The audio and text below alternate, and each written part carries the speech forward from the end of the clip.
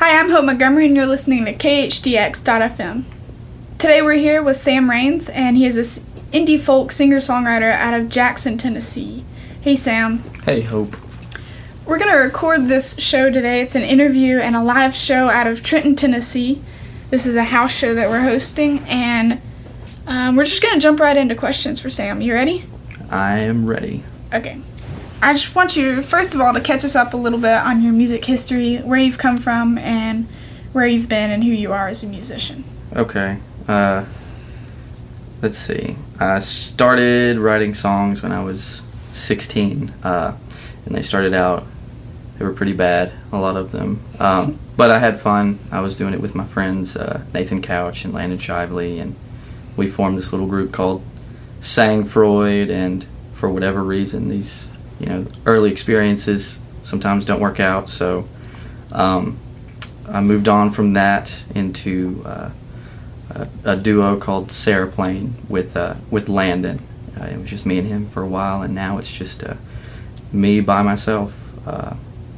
And I took some time, went up to Chicago and played music there, and that was a really fun experience. So, yeah. What were your hopes for Chicago? I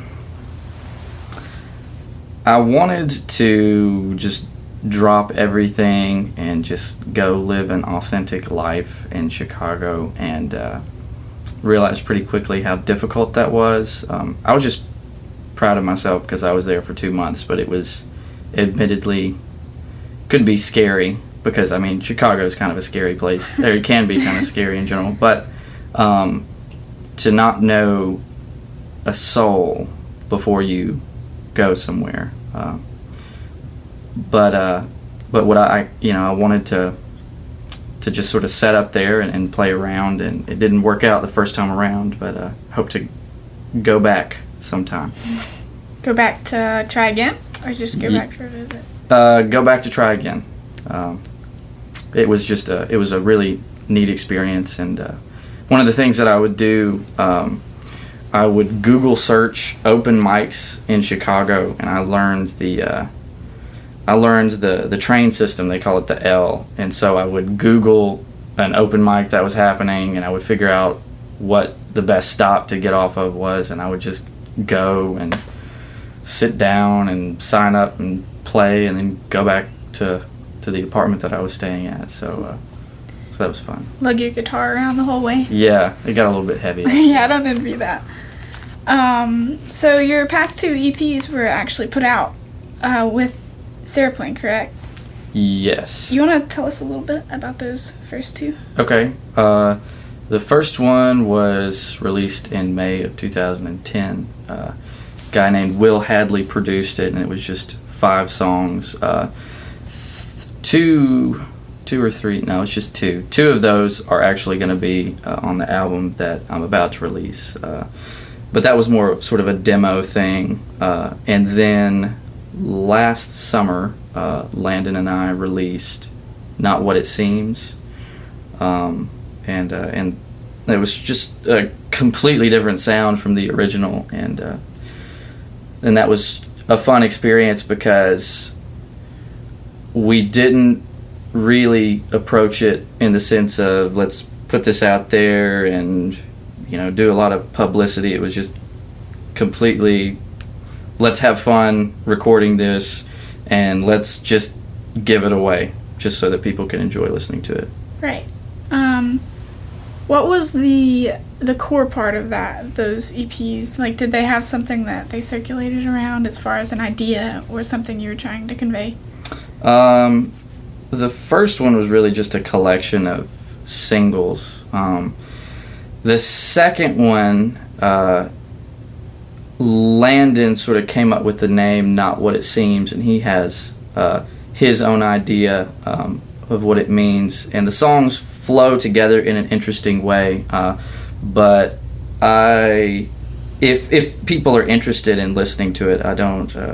At this time, I don't really want to give away what it might mean, because I wouldn't want it to take away from what they might think it would mean. So if they would like to listen to it, it's under Saraplane. Actually, it's not under Sam Raines. Okay.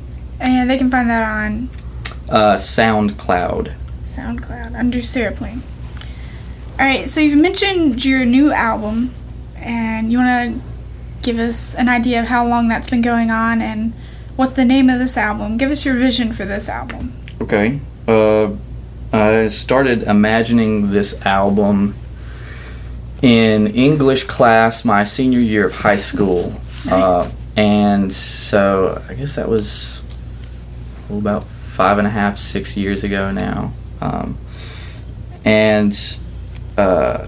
I quickly came up with the name Minutes Left for it, and I've had different ideas over the years about which songs are going to be on it.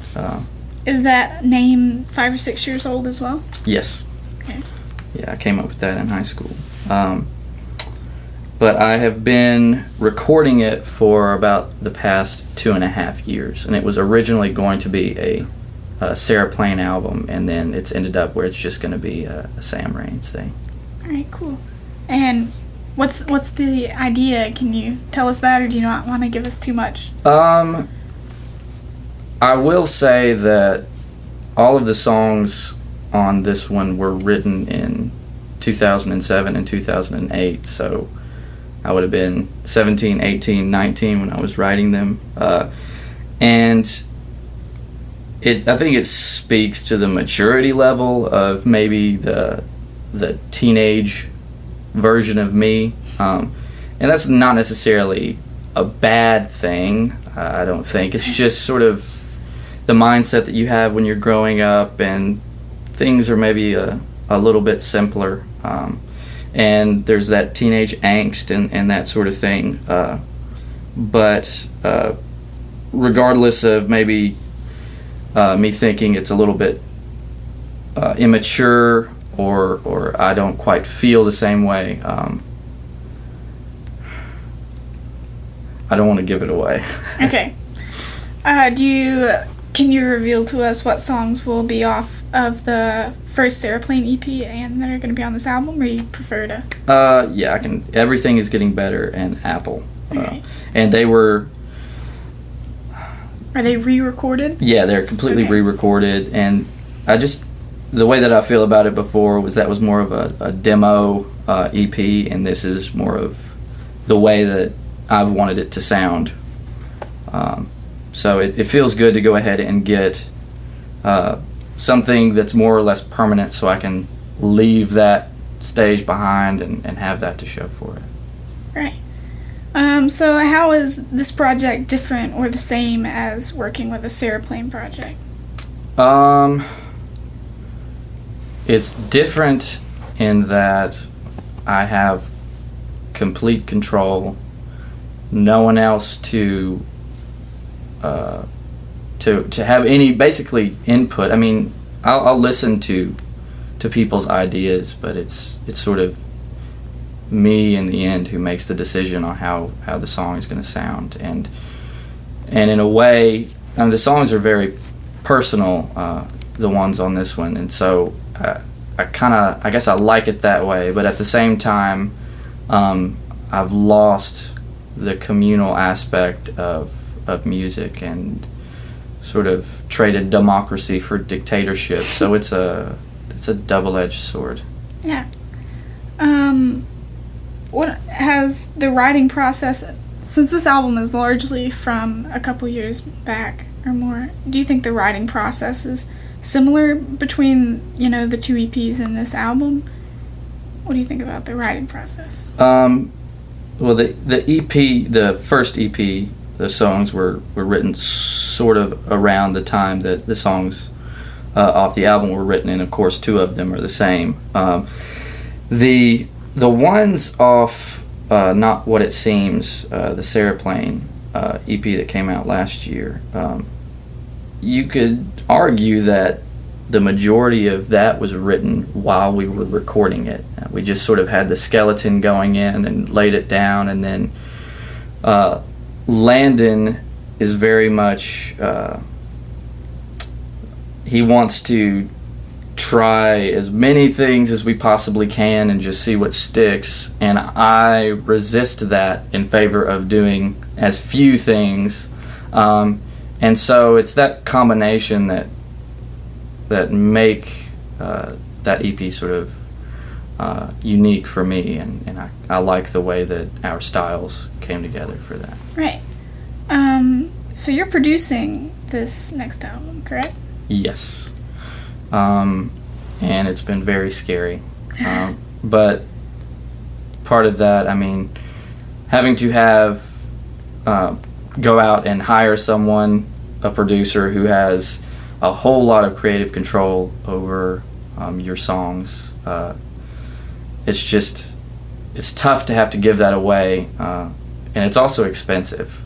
And it was actually Landon's idea that we just learn how to produce ourselves, and I initially resisted because I knew it would take forever to learn how to do it, but one step at a time, and I feel like I've gotten to a place where I can feel okay enough with my skills to make something that I could feel more or less proud of. Right. Something you're also in control with. Yeah. I like the idea that you record something like right there in your home, because this has all been home recording as you've produced. I like the idea that it goes straight from like this intimate home setting to the listeners. I just like that whole idea. Yeah, the transition. It is because they're going to be listening to it in their homes, and so it's coming out of sort of a personal, amateurish, but still soulful in a way experience of recording it, and then going to a personal listening situation. And there was never any point where it goes into this studio with all this high-tech equipment, and maybe in a way you don't lose this soulful connection or something. Yeah, I like that idea. You slice out the middle there. Okay, so in the past couple interviews that I've done with different people, I've taken special interest in songwriting and the songwriting process. So now it's your turn to add just your approach to the whole mix. So tell me a little bit about how you go about songwriting. Initially when I started out, it was more line by line, and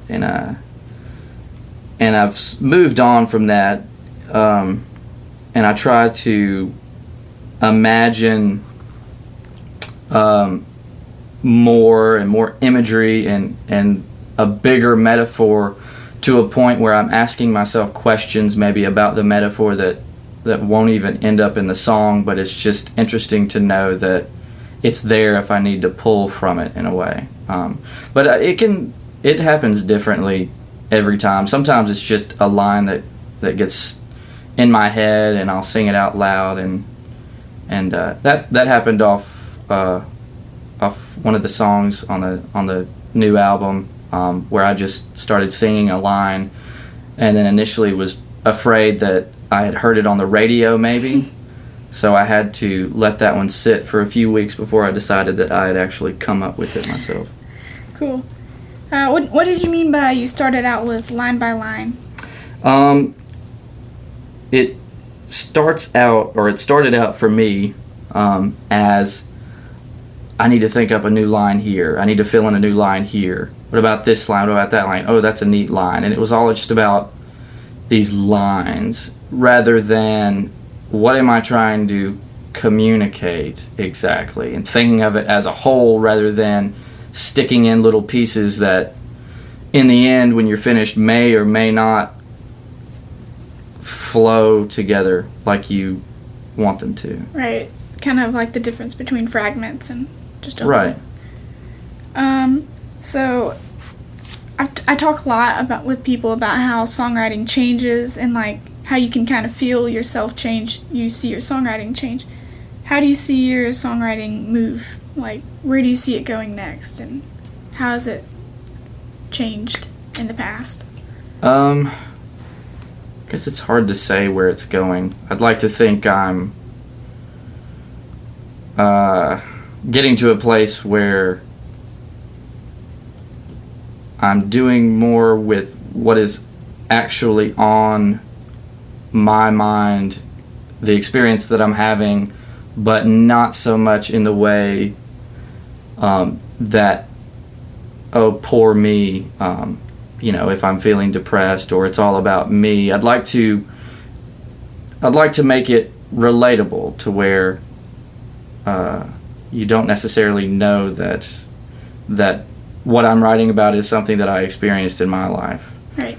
And before it was just, it could be very personal and you did this to me and that sort of thing, and I'm just sort of over that. Sort of kind of relate truths that go beyond just personal. Right. Yeah. Where do you think you draw like your biggest writing influences? Do you have any idea? In the beginning, it was Damien Rice and Coldplay, and everything that I wrote was on a spectrum of with Damien Rice on one end and Coldplay on the other, and I would wonder where a new song fell in terms of, well, this one's more like Coldplay this time, this is more like Damien Rice, and I've moved on from that.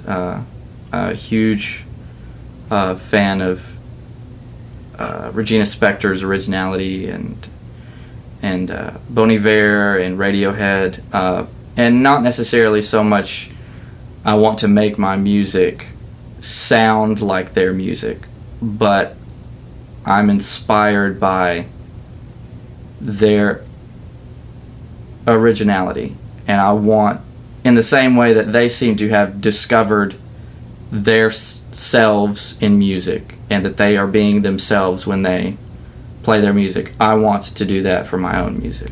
Right. So that kind of leads into this next question. What do you think you most respect in a songwriter?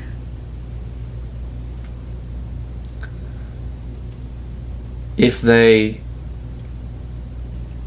using sort of an older style, I kind of like it when artists bring something back from the past maybe, but put their own sort of spin or twist on it, sort of honoring a musical style that has been, and then continuing it on into the future by putting their own touch with it. And I think that bands like the Avett Brothers and Old Crow Medicine Show have done that really well. But also just not getting too obsessed with yourself and being true to who you are and to your art. I'd say I'm right there with you on that one. So where are you going next after this album? What do you see in the future for Sam Raines? Well, I've written at this point enough for about 3 albums. I'm a little bit behind. 3 albums after this one? Wow, okay. I've at least got one of them that I want to start recording pretty much as soon as I finish up with this current one. And then a few EPs on top of that. But like I said, I would love to go back to Chicago and play music there. And just share that with people and see what happens. Cool. When do you see Minutes Left being ready to be released? Do you have any idea? If there's anyone listening who would get their hopes up, I wouldn't want to get their hopes up by saying a definite date, but it will be this year. All right. 2013. Cool. All right. This is the last question. Are you ready? I hope so. This might be the hardest one. Are you ready? Maybe. Okay. If you could listen to one song for the rest of your life, what would it be and why?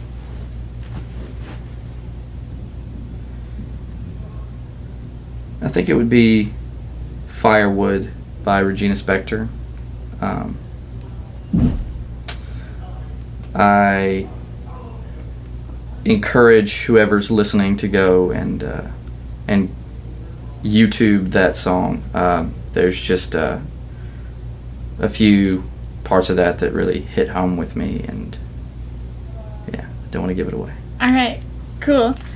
Thanks, Sam. There you have it, folks. This is Sam Raines, and he's going to play us a little music now.